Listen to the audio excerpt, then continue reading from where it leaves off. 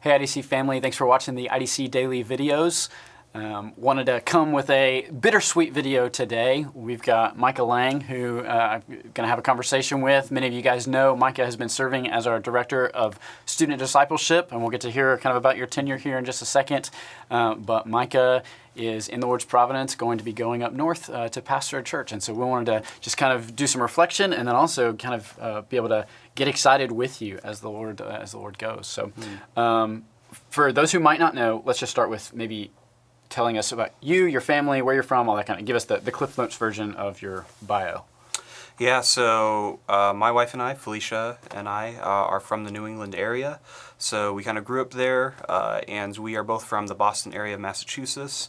And we met actually in church, and while we were dating, I moved down to Southeastern to pursue a calling to ministry.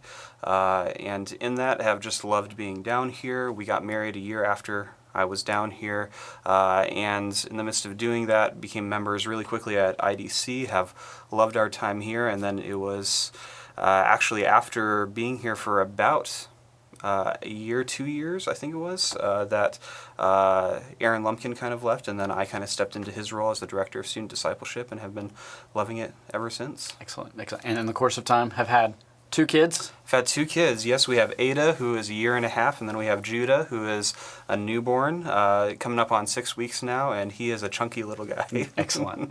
Very cool. 100th percentile for height and for weight, so he's a big guy. That's awesome. And not many people have seen him because he's been at home for... Yeah, which has been a little hard, but you know, this is just the reality of being in this COVID situation. Yeah, absolutely. So you came on, and how many years ago? 2.5 years ago? Yeah, about 3 years ago. Yeah, a little under 3 years ago. Why don't you tell everybody, let's just do a little reflection on that time. What are some of the things that you have just seen that the Lord has done, whether it's in your own life and ministry or you feel like has happened in the context of the students of IDC that have just been most encouraging and exciting to you for the last couple of years? Yeah, so it has really just been a joy to be the Director of Student Discipleship at IDC. I love the students, and I have learned so much being at IDC just from, in a sense, being a part of a church that is healthy, which is not something that my wife or I are necessarily used to, especially being from an area that's very lost. And in the course of that, also just being able to work more closely with the leadership of IDC in my role, and to really just capture this vision for discipleship of students and assisting parents in the discipleship of their students, pushing them towards Christ, pushing them towards each other, pushing them towards their parents, pushing them toward the local church, and all that entails has just been a joy. There's a sense in which my own thinking on student ministry has increased a lot, but also just ministry in general has increased because you and I have talked about this a lot, and how most ministry is pretty much the same, but the context that we're serving adjusts it a little bit, but really a lot of it has just been preaching the gospel, living out the gospel, and seeing students become fully devoted disciples of Jesus Christ. And so in that, we have seen multiple students come to profess faith in Jesus Christ, not entirely, not claiming the glory for that or the responsibility for that, because all of this is partnership, right, in IDC and with parents that have been really faithful in discipling their students, and seeing students grow and then pursue ministry after they've left here, and also just to go and take the gospel and this mindset to other places. The fact that a lot of our students that graduate that do leave IDC are really sad to go.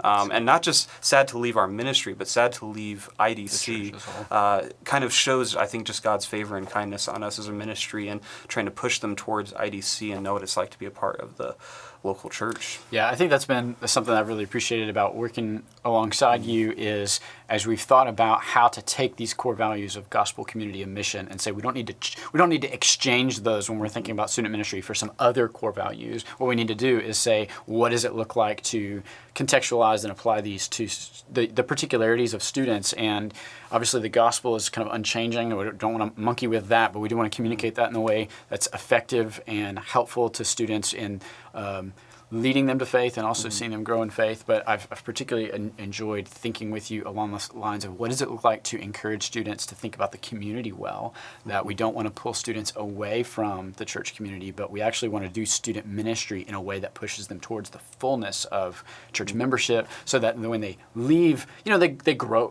up, they leave a ministry, they just kind of age out or something like that. The transition from that to local church is not this or to adult belonging in the church is not this huge jolt. And so I've appreciated just hearing students think about membership and baptism and small groups and that kind of thing has been really fun. Okay, so your goal in coming down here was to train. Did you think at some point I want to do student ministry, or have you thought pastoral ministry more broadly? How much clarity have you had about your own calling and burdens for ministry? Maybe when you first moved down here, did you have much clarity about that? Yeah, so my background is actually in art and design. Okay. And so, and I actually was doing really well in that field. I worked for some pretty high-profile companies, including Hasbro, designing some Nerf blasters and stuff like that. And it was in the midst of my senior year in college. I really, truly believe that God put this calling on my life, this desire, this hunger for vocational ministry. And me, because I'm a planner, I didn't respond to it right away.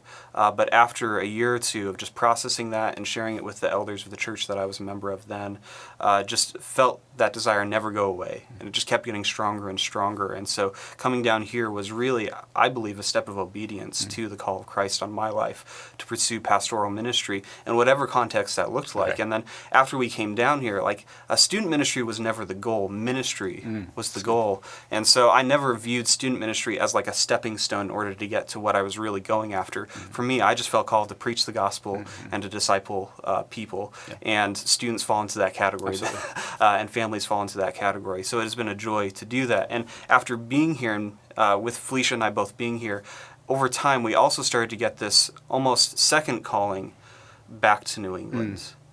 And part of that was we had just felt so spoiled at IDC. This is a common story at IDC. People come here, they get spoiled, and then they're like, we need to take this somewhere else.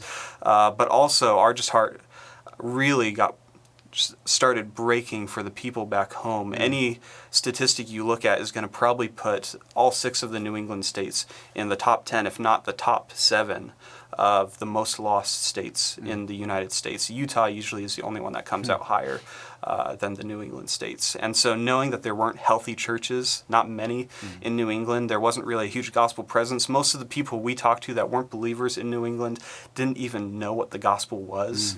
It just started, this burden started growing, and we were praying about it and just started desiring it. Yeah. Yeah, and so you guys have been wrestling with this. It's kind of been floating in there, like kind of in the background or whatnot. You graduate seminary, and then kind of it's now like open hands. And then tell us how the Lord brought this particular kind of opportunity and dropped it in you guys' lap, and how you prayed through that and talked through it. Yeah, so we have a lot of friends up in New England. I know a lot of people doing ministry in New England, and one of those friends knew that I was graduating soon and had this connection to this church in southern Maine. The town is? Lewiston, Maine, which Portland is the biggest city in Maine. Lewiston is the second largest city in Maine, but it's Maine, so that isn't really that big. But it's about 40 minutes north of Portland, if anyone knows where that is.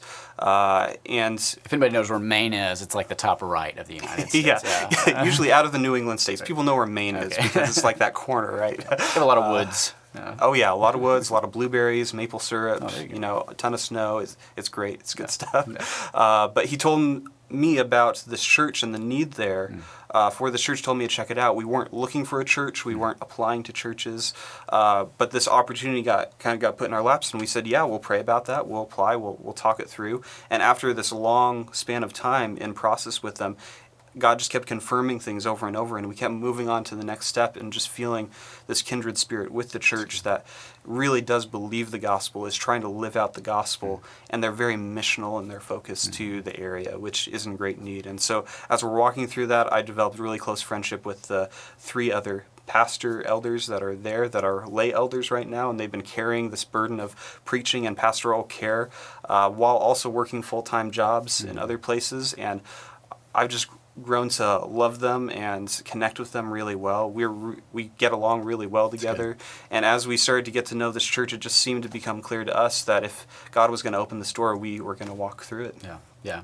And, so from our side of things, you and I have been able to have lots of conversations, but it's been encouraging, I think, that the particular stewardship that we have in our location to be able to partner with and train and be trained as ministers in the gospel, and then to kind of do this kind of propelling out. Let's send out our best with the gospel. And so it's just really a joy to kind of be able to say, it's a blow, right? To lose partners in ministry and staff members, but also a great joy to be able to think of the way that we get to be a partner in the gospel with what the Lord's doing up there. I'm really looking forward to kind of the continuing partnership that we can have and just learning from one another, resourcing one another. Tell us about the church and maybe what ministry you hope is going to look like moving forward. There's some particularities to Lewiston and to the church that I know you've been dreaming about what you want ministry to look like. What's some of the hopes and dreams that you've got? Yeah, so I guess just for clarity as well, because I guess I didn't mention it before, so the position I'm stepping into is a vocational pastor role, kind of a pastor of preaching and vision type of role with the other elders that are there. It's bivocational. The church is about a 7-year-old church plant. I believe that they might be coming up on 8 years now. So they're very similar in season to where IDC is at, a little bit smaller than IDC, but just really doing good work up there. Lewiston is a very unique area in that, like I said, it kind of is a city, but it has kind of like people know each other there, so it has a little bit of a small town feel. Very poor city. I believe, I don't want to throw numbers out, but because it's been a while since I've looked at them, but a lot of people are below the poverty line. Also, Maine is not a very diverse state. It's well over 99% white, but Lewiston is actually a very diverse city. There are actually a really large community of Somali Muslims that are in that city as well, and there's been more immigrants coming from Africa over there, some of which are believers, and so they're refugees, actually, right? It's a refugee settlement, kind of like landing spot. For some are immigrants and some are like straight up refugees. In fact, the church there in Lewiston works really closely with an organization called the Root Cellar, which is very similar to our Refugee Hope Partners. They're ministering to refugees, trying to do Bible studies with them, teach them practical skills, teach them English, and just minister to them in those ways too. So there's a lot of overlap there. Awesome. The church is also a part of the Selma Network, which is a church planting network that has a very missional model of doing life in the local church. Very gospel-centric. If anyone knows the book Gospel Fluency, the person who wrote that, Jeff Vanderstelt, he's the one who started Soma. And so there's a lot of learning to do, but a lot of what ministry is going to look like for us is going to be spending time in the community, spending time in the church, getting to know the people, faithfully preaching the gospel, and hopefully working alongside the other elders and the church there to come and see the gospel made known in that area, to an area that is not very evangelical at all. That's good. What has this transition in the midst of the COVID pandemic? What has that been like? Because there's some bittersweet elements to it, but it's not exactly how you would script out the kind of putting a bow on your time down here in North Carolina and then starting. So how has that shaped this transition time for you guys? Yeah. The COVID situation has definitely made things really hard. There are some practical, logistical ways it's made it hard in adjusting some of our plans to go up there as soon as we wanted to and finding a place to stay. God has shown us a lot of grace in that area, but it definitely, a lot of our plans have changed. Right. As you can imagine, stepping into a role such as this as the pastor of a church in the midst of this going on is not what you'd think of the ideal scenario to be jumping into pastoral ministry. There's a lot of people that are hurting. There's a lot of things people are thinking through. And so that's a huge prayer request that I would have, is that the IDC body would be praying for me, that I can help work with the elders there to lead that church well through this season at afar right now and then when we're up there. But also another part that just makes it really hard is one of the reasons we really wanted to stick it out through the end of the school year was so that we could spend more time with the students and their families. That we could spend more time with our growth group, especially after our new son was born, that we could kind of have our people around us. And in the midst of this, that just hasn't been able to happen. And that's been really, really hard. And so obviously our plans are not God's plans, and God has continually been teaching us what it means to trust him in the midst of this season, and also just hanging on to those promises that we will have eternal fellowship together, that this is not an ultimate goodbye, but obviously it isn't necessarily what we would have planned. And so a lot, that scripture that says, Lord willing, tomorrow we'll go and do businesses in the city has definitely felt very real. Almost everything that we're saying is very much, if the Lord wills, if the Lord wills. And we're just praying for his favor on the transition. Yeah. Amen. Amen. Well, man, we are so thankful to the Lord for his grace in your life and Felicia's lives, and the way that he's used you guys to invest in the students of IDC, the families of those students, members of the church community as a whole, and your growth group on staff. We can just kind of look at the way the Lord has called you, grown you, used you, and we're just confident that there are lots of people here that are following Jesus and helped in their following Jesus because of you guys' ministry. And so we're so thankful for that. I know so many of the students who will, I have the privilege of doing a lot of, like membership interviews or whatnot, and it's always a joy when you get to hear people's telling their testimony of people who can look back at this pivotal time in student that when they're middle school, high school, and they can say that person poured into me, and it's just a joy to think about. Like for a lot of our students, that will be their story. Is they'll get to think about Micah and Felicia and the way that he's used you guys to shape them, and so we're so thankful for that. At the same time, we're really excited for the ministry that you guys are going to get to do. I don't want to lose sight of that joy. Like, man, praise God that you guys are going to get to go up there and make disciples and preach the gospel and serve that church and get plugged into that community. So we're incredibly thankful for that. Yeah, IDC family, I just want to encourage you guys, if you have opportunity, reach out to Micah and Felicia, tell them how much they've meant to you, how much you've benefited from their ministry, and then add them to your prayer list of gospel partners that we have around the world, of people that we're laboring alongside in the Spirit for the advancement of the gospel and for Christ's glory in a very, very dark and needy place in the Northeast. And so really, really thankful that we get to do that, and want to encourage you to kind of personally invest in that. Just by way of logistics, as Micah steps out, Bradley Eves is going to step into, one of our members that's been working with students, is going to step into an interim student director role and is going to help us navigate this particular time during the COVID shutdown and walk with our students and our volunteers. And then we'll just be praying and looking forward to what the Lord does, kind of moving out of that more permanently. But we're really thankful to have a deep bench of people who can serve at IDC. And so if you get to run into Bradley, then make sure you tell him thank you as well. But yeah, Bradley is great. Yeah, he'll do all right. We'll keep him around. That's good.